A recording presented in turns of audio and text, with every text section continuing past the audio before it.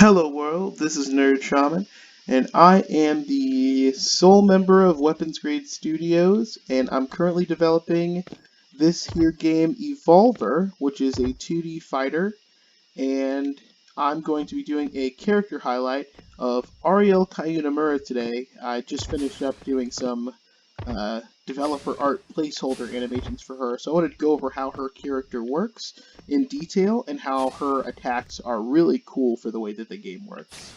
So each character has 3 fighting styles, and each fighting style has a light stance and a heavy stance. So every character has a martial art, a weapon, and a power, and 2 stances each, and at the character select screen you can choose 4 of those stances to map to your buttons. So right now I have her martial art stance is Portal Fist, so I've got Portal Fist Light, I've got Portal Fist Heavy, and then I've got Gunsmith Light, which is Gunsmith is her weapon stance, and I've got Gravity Light, which is her power stance, which creates these gravity orbs that pull the opponent towards you. So her Portal Fist Light stance is really good because it has this attack that will pick your opponent up as the first hit, and then just as a follow-up hit. But that's really good because it's a great combo extender. In fact, you can use it to purposefully trigger infinite attacks, which triggering an infinite will allow your opponent to respond, but if they don't, then it's still your turn. You can just keep attacking. And combo once you've confirmed after the infinite, or you can always hold the dash button to evade an attack. So you can always do what's called an evade burst. Unlike your block mechanic, which you have to time, you can always just hold L1, but if you trigger an infinite on purpose, you can use the throw mechanic to grab someone who tries to evade, since evade is countered by throws. And so it leads to setups that way. The attack that I'm going to go over next, the stance is Gunsmith, because it's mapped to my 2 right now. So this is what her Gunsmith Light stance looks like on hit. It's very good because that first hit actually has a bit of knockdown. So if you catch your opponent in the air and you time it correctly, you can get them with a standing reset, which will reset the gravity, which is useful because the longer you're juggling your opponent, the faster they're going to fall. So if you can get a standing reset, it's going to reset that gravity, not completely, but enough for you to get more hits off than you otherwise would have.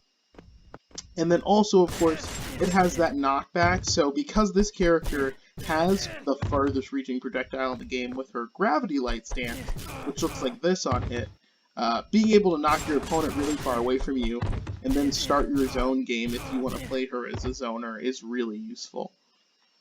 So, as I've said here, the Gravity Light stance is just these 3 orbs, very simple attack sequence, but it allows you to control quite a bit of the screen if your opponent doesn't know how to respond. Now, this is by no means an invincible tactic. First of all, the second 2 hits are high, so you can just duck them. So you really only have to worry about the first hit in neutral as long as your ducks are on point. But even then, any projectile can be countered with a weapon. So if you know your opponent's going to be throwing out those projectiles, you can just, time it obviously a little better than me just recording the bot here. But you can just smack those projectiles away. And actually, most projectiles, if you hit them with your weapon, are going to become your projectile, and then they're going to turn against their enemy. And so if you're just throwing out fireballs in neutral, they're probably going to get smacked in your face if you're not careful. And then in addition to that, the other option is to simply use the Repulse Burst mechanic. So if you use the block mechanic and actually catch these fireballs instead of just getting hit by them, it's going to give you tons of meter. In fact, this is the most meter you can get in the game, is by successfully repulse bursting attacks. So it's not of your advantage to just be aimlessly spamming these in a way where your opponent's going to catch them all, gain the meter advantage, and then punish you. So the 4th stance I have right now is Portal Fist Heavy, which looks like this on hit, and that's a fantastic stance because the first hit of it is a pressure attack, and pressure attacks counter wake-up attacks. So if your opponent always does a wake-up and does their stance burst, which is the unique input for that stance, then you just do a pressure attack and they get crushed and it's your turn still. But what's extra cool is that the last hit of the string is actually a crush attack, like a normal crush attack. So if they do a repulse burst, if they try to guard, they're going to get crushed. So if you know your opponent is like very good at guarding, and you catch them guarding that crush attack, then you can get a full combo conversion.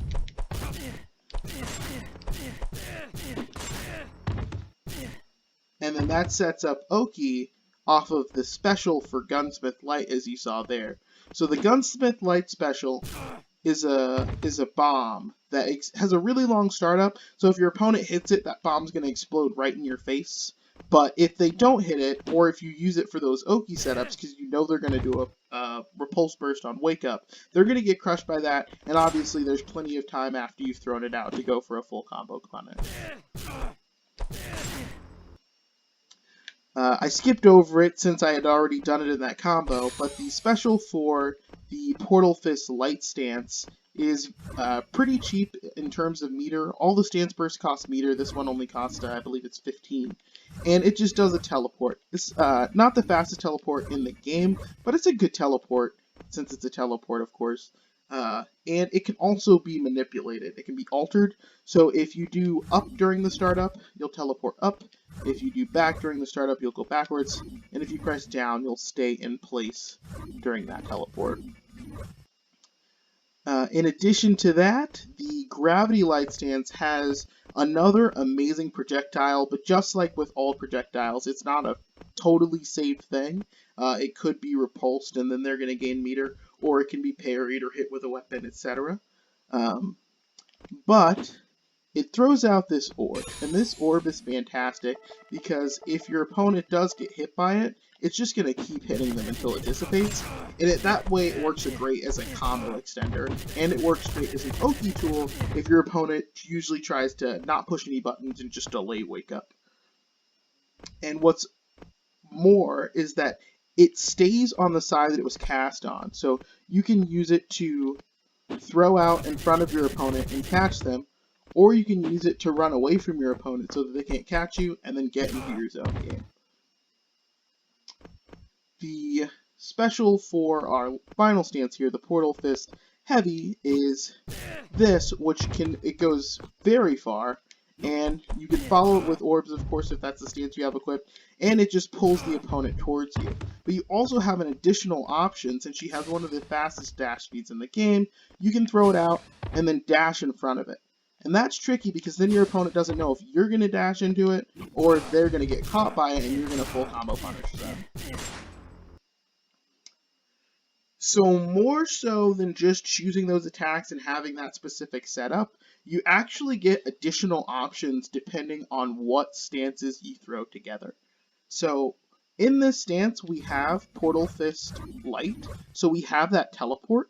And if you have that teleport, so if you have Portal Fist Light and you have Gunsmith Light, the last hit of the Gunsmith Light stance actually gains a teleport option. That's a faster teleport than your normal special. And all you have to do is press forward and you'll go forward and you can convert that way, or you can press up and you can convert that way. And that's as long as you have the Portal Fist Light stance and the Gunsmith Light stance, you're going to be able to get that alternate control on the Gunsmith Light 3. Another option that she has is with the gravity orbs, if they are shot by her guns, that changes their hit types to whatever the gun hit type was, as well as moves the orb.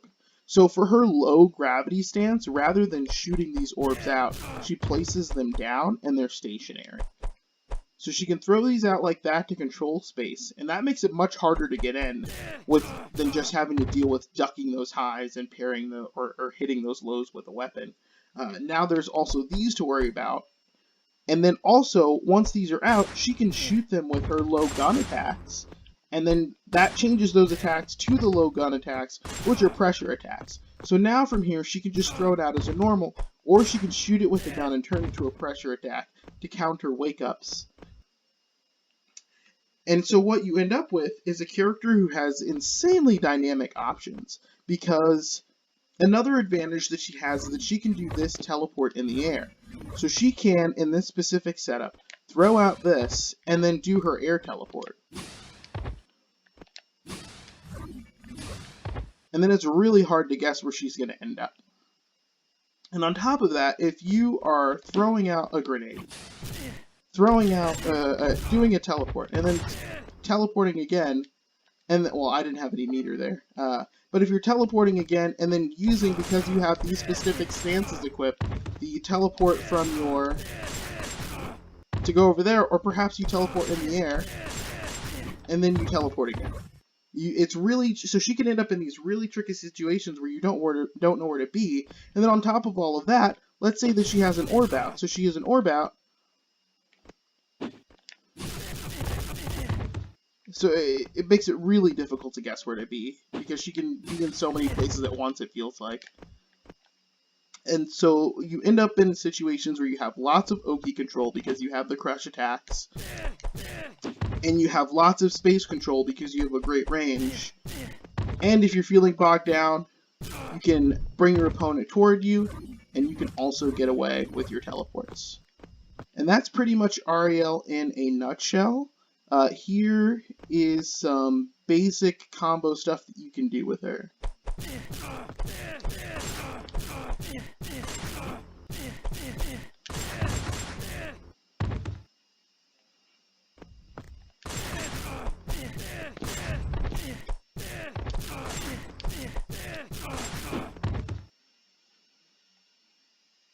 Alright, I hope you guys enjoyed the character highlight for Auriel Kayunimura. If you have any questions, feel free to ask him, and I will answer as best as I can. Thanks, and thanks for watching. Be awesome.